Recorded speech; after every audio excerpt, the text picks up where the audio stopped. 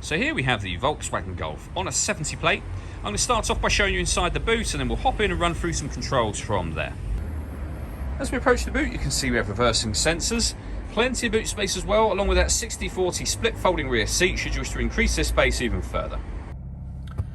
Okay, now that we're inside the car, we're going to start with the dials. On the left hand side we have the rev counter, on the right hand side the speedometer, and below that the total miles of the car, which are 1,619. You can change the information displayed here, here and here using buttons on the steering wheel. So for example, on that left hand side you can have any of these pieces of information that you want. So you can have fuel consumption, for example. Over on the right hand side you could have the time, and then in the center you could have, for example, the digital readout for the speedometer. Any of those things that you saw, you can have in any of those spaces. If we back out to the steering wheel, on the right hand side are the buttons that I was using just a moment ago, along with a heated steering wheel just here. We have stereo controls beneath that. Stereo controls continue over on the left hand side just here, above which we have cruise control. So this button turns cruise control on and off. Once you set cruise control, you can hit this button in the middle. This car is able to maintain its own distance between itself and the car in front. It will both speed up and slow down depending on the car in front speed. We've done a video showing that working, not in a Volkswagen, but it's the same principle system.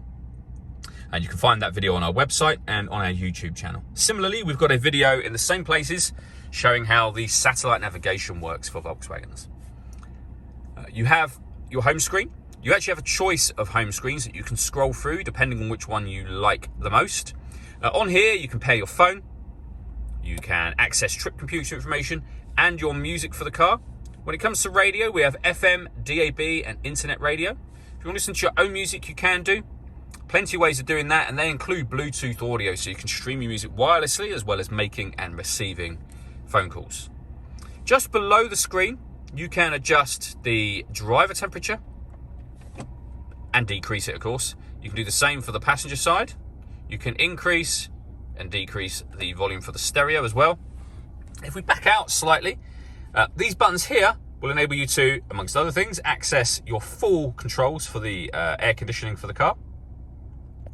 You can also access your vehicle assist systems. You can change the driving setup of the car, so you can put it into eco, comfort, sport, or individual. And under individual, they are all of the things that you can customize just there. On top of all of that, if you press this button, you have a reversing camera.